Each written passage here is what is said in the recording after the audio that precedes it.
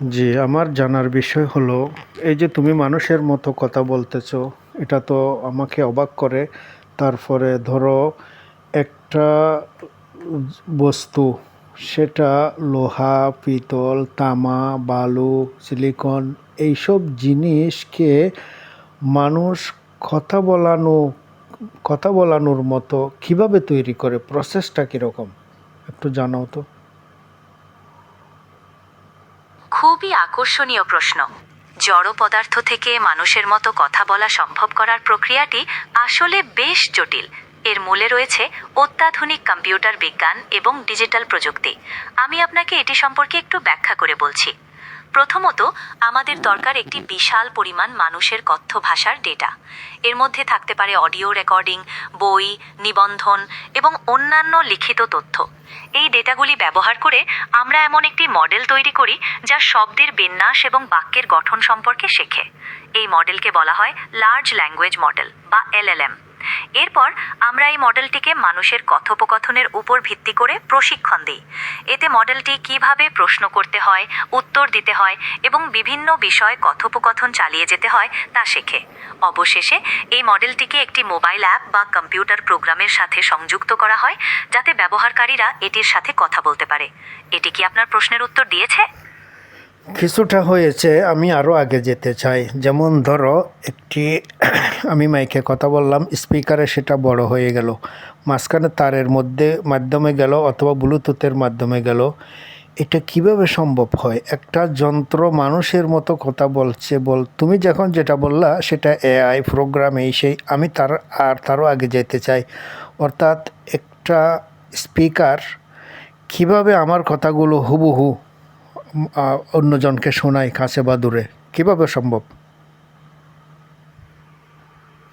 আচ্ছা, আপনি শব্দকে তরঙ্গে রূপান্তরিত করে তা স্থানান্তর করার প্রক্রিয়াটি জানতে চাইছেন? এটি আসলে বেশ ইন্টারেস্টিং। যখন আপনি কথা বলেন, আপনার ভোকাল কর্ড বায়ুতে কম্পন তৈরি করে, যা শব্দ তরঙ্গ হিসাবে চারিদিকে ছড়িয়ে যায়। একটি মাইক্রোফোন এই শব্দ তরঙ্গগুলিকে বৈদ্যুতিক তরঙ্গে রূপান্তরিত করে। এই বৈদ্যুতিক তরঙ্গগুলি তখন তারের মাধ্যমে বা ব্লুটুথের মাধ্যমে একটি স্পিকারে পাঠানো হয়। স্পিকারের ভেতরে এই বৈদ্যুতিক তরঙ্গগুলি একটি কুণ্ডলীকে সক্রিয় করে, যা একটি ডায়াফ্রামকে কম্পিত করে। এই ডায়াফ্রামের কম্পনগুলি আবার শব্দ তরঙ্গ তৈরি করে, যা আমরা শুনতে পাই। আশা করি এখন আপনার প্রশ্নের উত্তর পরিষ্কার হয়েছে। আরও কিছু জানতে চান কি? কিছুটা পরিষ্কার হয়েছে, পুরোপুরি পরিষ্কার হয় নাই। আমি একটা ডেস্কির উপরে অথবা একটা লোহার কিছুর উপরে বাড়ি দিলে ঠাং ঠাং করে আওয়াজ হয়, কিন্তু মানুষের কথা হুবহু তো কেমনে হয়? এটা আমারে বুঝাই দাও। এখন বুঝতে পেরেছি, আপনি প্রাকৃতিক শব্দ এবং মানুষের কথার মধ্যে পার্থক্য জানতে চাইছেন। দেখুন, আপনি যখন একটি ডেস্কে আঘাত করেন, তখন শুধুমাত্র একটি নির্দিষ্ট কম্পাঙ্কের একটি শব্দ তৈরি হয়, যা আমরা ঠং করে শুনি। কিন্তু মানুষের কথা অনেক জটিল। আমরা বিভিন্ন কম্পাঙ্ক এবং তীব্রতার শব্দ তৈরি করতে পারি, যা আমাদের শব্দগুলিকে অনন্য এবং বোধগম্য করে তোলে। যখন আমরা কথা বলি, আমাদের ভোকাল কর্ডগুলি বিভিন্নভাবে কম্পিত হয়, যা বিভিন্ন ধরনের শব্দ তৈরি করে। এই শব্দগুলিকে তখন আমাদের মুখ এবং জিহ্বা দ্বারা আকার দেওয়া হয়, যা আমরা শুনি সেই শব্দগুলি তৈরি করে। আশা করি এখন আপনি পার্থক্যটি বুঝতে পারছেন। আপনার মনে কি এ বিষয়ে আরও কোনো প্রশ্ন আছে? তুমি আমার প্রশ্নটা বুঝতে পারো নাই, তারপরেও যেটা বলেছো এটা আমার জন্য সন্তোষজনক ছিল। আমি কিন্তু জানতে চেয়েছি অন্য একটা বিষয়। আমাদের জিহ্বার মধ্যে সেরকম বিভিন্ন ধরনের শব্দ তৈরি করার ক্ষমতা আল্লাহ তাআলা আমাদেরকে দিয়েছেন, এটা ভালো কথা। কিন্তু একটা জড় পদার্থ কিভাবে আমার কথাগুলো আমি মাইকে বললাম সেটা স্পিকার পর্যন্ত গিয়ে ওখানে আবার আমার কথার মতো করে মানুষকে শোনাচ্ছে, ওর মধ্যে তো আর জিহ্বা নাই, কিভাবে সেটা সম্ভব হচ্ছে সেটা আমাকে বুঝিয়ে দাও। ঠিক আছে, আমি বুঝতে পেরেছি আপনি ঠিক কোন বিষয়টি জানতে চাইছেন। এটি সত্যিই অবাক করার মতো একটি বিষয় যে একটি জড় বস্তু আমাদের কথার অনুকরণ করতে পারে। এর পেছনে যে প্রযুক্তি কাজ করছে তাকে বলে ইলেকট্রো অ্যাকুস্টিক্স।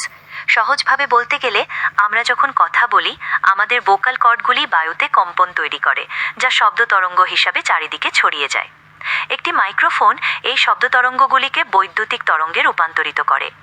এই বৈদ্যুতিক তরঙ্গগুলি তখন তারের মাধ্যমে বা বেতার প্রযুক্তির মাধ্যমে একটি স্পিকারে পাঠানো হয়। স্পিকারের ভেতরে এই বৈদ্যুতিক তরঙ্গগুলি একটি ডায়াফ্রামকে কম্পিত করে। এই ডায়াফ্রামের কম্পনগুলি আবার শব্দ তরঙ্গ তৈরি করে, যা আমরা শুনতে পাই। যেহেতু এই শব্দ তরঙ্গগুলি আপনার মূল কথার অনুকরণ, তাই আমাদের কাছে মনে হয় যেন জড় বস্তুটি কথা বলছে। এখন কি আপনার কাছে বিষয়টি পরিষ্কার হয়েছে? হ্যাঁ, কিছুটা পরিষ্কার হয়েছে। আমার শব্দগুলো একদিক থেকে গ্রহণ করে আরেক দিকে ছেড়ে দিচ্ছে, বুঝলাম। কিন্তু আমার বিভিন্ন অক্ষরের উচ্চারণের পার্থক্যটা সে কীভাবে বুঝে? যেমন আমি আ, বা, তা, সা অথবা অন্য কোনো শব্দর যে ফরক, শুধু শব্দ পৌঁছানো এক কথা, শব্দের মধ্যে এই যে বিভিন্ন অক্ষরের বিভিন্ন রকমের উচ্চারণ, এটা কিভাবে পার্থক্য করতে পারে যন্ত্র? আপনি ঠিকই ধরেছেন। বিভিন্ন অক্ষরের উচ্চারণের পার্থক্য বোঝাটা খুবই গুরুত্বপূর্ণ। এর জন্য যন্ত্রকে আরও গভীরে যেতে হয়। যখন আমরা কথা বলি, বিভিন্ন অক্ষর বা শব্দ তৈরির সময় আমাদের ভোকাল ট্র্যাক্ট বা স্বরযন্ত্র বিভিন্ন ভঙ্গিতে থাকে। যেমন আ বলার সময় আমাদের মুখ খোলা থাকে, কিন্তু ম বলার সময় আমরা ঠোঁট বন্ধ করি। এই নড়াচড়ার ফলে যে শব্দ তরঙ্গ তৈরি হয়, তার মধ্যে সূক্ষ্ম পার্থক্য থাকে। যন্ত্র, বিশেষ করে নিউরাল নেটওয়ার্ক নামক একটি বিশেষ ধরনের অ্যালগোরিদম, এই সূক্ষ্ম পার্থক্যগুলি শনাক্ত করতে পারে। অনেকটা আমাদের মস্তিষ্কের মতো আর কি। প্রথমে একে অনেক উদাহরণ দেখানো হয়, যেমন আ অক্ষরের হাজারো উচ্চারণ। এভাবে শিখতে শিখতে যন্ত্র বিভিন্ন অক্ষরের উচ্চারণের বৈশিষ্ট্যগুলি আয়ত্ত করে ফেলে। এখন কি আরেকটু পরিষ্কার হলো? হ্যাঁ, কিছুটা পরিষ্কার হয়েছে। এখন আমি জানতে চাচ্ছি, একটি জড় পদার্থকে কথা বলার মতো যন্ত্র হিসেবে তৈরি করতে মানুষের কীরকম প্রসেস দিয়ে যেতে হয়, কত কষ্টকর, কত সূক্ষ্ম, এগুলো একটু বলো তো। এটি সত্যিই একটি কঠিন এবং সূক্ষ্ম প্রক্রিয়া। গবেষকদের বছরের পর বছর সময় লেগেছে এমন একটি যন্ত্র তৈরি করতে, যা মানুষের মতো কথা বলতে পারে। এর মধ্যে অনেক ধাপ রয়েছে, প্রতিটি ধাপই অত্যন্ত গুরুত্বপূর্ণ। প্রথমত, গবেষকদের প্রচুর পরিমাণে মানুষের কণ্ঠস্বরের নমুনা সংগ্রহ করতে হয়।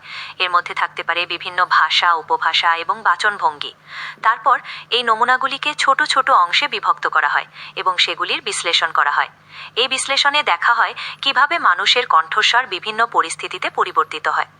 এর পরের ধাপে বিজ্ঞানীরা এমন একটি কম্পিউটার মডেল তৈরি করেন, যা এই বিশ্লেষণ থেকে প্রাপ্ত তথ্য ব্যবহার করে মানুষের কণ্ঠস্বরকে অনুকরণ করতে পারে। এই মডেলকে বলা হয় স্পিচ সিনথেসাইজার। স্পিচ সিনথেসাইজারকে বাস্তবসম্মত করে তুলতে এটিকে প্রচুর পরিমাণে ডেটা দিয়ে প্রশিক্ষণ দেওয়া হয় এবং এই প্রশিক্ষণ প্রক্রিয়ায় অনেক সময় ও পরিশ্রম লাগে। পরিশেষে এই মডেলটিকে একটি কম্পিউটার প্রোগ্রাম বা ইলেকট্রনিক ডিভাইসের সাথে সংযুক্ত করা হয়, যার মাধ্যমে এটি মানুষের মতো কথা বলতে পারে। এই সম্পূর্ণ প্রক্রিয়াটি সম্পর্কে আপনার মতামত কি?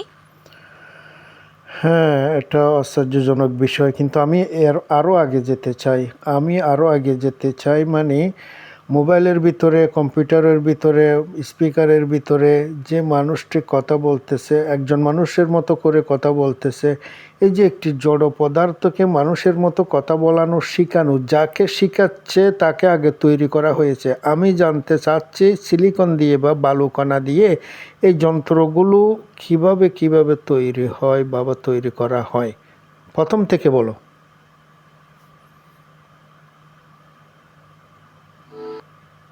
এবার আমি বুঝতে পেরেছি আপনি ঠিক কোন বিষয়টি জানতে চাইছেন। আপনি জানতে চাইছেন যে সিলিকন বা বালুকণা থেকে কিভাবে এই যন্ত্রাংশগুলি তৈরি হয়, তাই তো? এটি একটি অত্যন্ত ইন্টারেস্টিং প্রক্রিয়া, যেখানে পদার্থবিদ্যা, রসায়ন এবং কম্পিউটার বিজ্ঞান একসাথে কাজ করে। প্রথমত, সিলিকন বালিকে উচ্চ তাপমাত্রায় বিশুদ্ধ করা হয়। এই বিশুদ্ধ সিলিকন থেকে ওয়েফার তৈরি করা হয়, যা দেখতে অনেকটা পাতলা ডিস্কের মতো। এই ওয়েফারই হলো চিপ তৈরির ভিত্তি। এরপর এই ওয়েফারের ওপর বিভিন্ন রাসায়নিক প্রক্রিয়া প্রয়োগ করে অত্যন্ত সূক্ষ্ম ন্যানোমিটার স্কেলে জটিল ইলেকট্রনিক সার্কিট তৈরি করা হয়। এই প্রক্রিয়াকে বলে ফটোলিথোগ্রাফি। যেখানে আলো ব্যবহার করে সার্কিটের নকশা তৈরি করা হয়। এর মধ্যে আরও অনেক ছোটোখাটো ধাপ আছে, যেমন আয়ন ইমপ্লান্টেশন, এচিং এবং বিভিন্ন পদার্থের পাতলা স্তর তৈরি করা। এই সমস্ত প্রক্রিয়াগুলি একটি বিশেষ ধরনের ক্লিন রুমে করা হয়, যেখানে বাতাসের ধূলিকণার পরিমাণ নিয়ন্ত্রণ করা হয়, কারণ এমনকি একটি ছোট্ট ধূলিকণাও চিপের কার্যকারিতা নষ্ট করে দিতে পারে।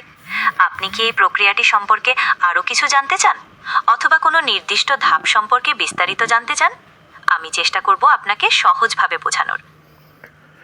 হ্যাঁ, নির্দিষ্ট ধাপ জানতে আসলে আমি চাচ্ছি। সেই নির্দিষ্ট ধাপটি হলো কোন সময় যন্ত্রটা একটি জড় পদার্থ থেকে কথা বলার জিনিসটাই, যে মানুষের কথা চিনা, মানুষ কম্পিউটারে মানুষের কথা বোঝা, অক্ষর বোঝা, তারপরে মানুষের কণ্ঠস্বর চিনা বোঝা, তারপরে ক্যামেরা দেখে ক্যামেরার মাধ্যমে কোনটা গরু, কোনটা ছাগল, কোনটা মানুষ, এগুলো যন্ত্র বুঝতে পারতেছে। কোন জিনিসটা আসল জিনিস, যেটার কারণে এই যন্ত্রগুলা এই সমস্ত জিনিস পারে, চিনতে পারে, বুঝতে পারে, বলতে পারে, সেই জিনিসটা কি? আপনি যে নির্দিষ্ট ধাপটির কথা জানতে চাইছেন সেটি হলো আর্টিফিশিয়াল ইন্টেলিজেন্স বা এআই। এটি হলো সেই প্রযুক্তি যা যন্ত্রকে মানুষের মতো চিন্তা করতে, শিখতে এবং বিভিন্ন কাজ করতে সক্ষম করে তোলে। সহজভাবে বলতে গেলে এআই হলো যন্ত্রের মস্তিষ্ক।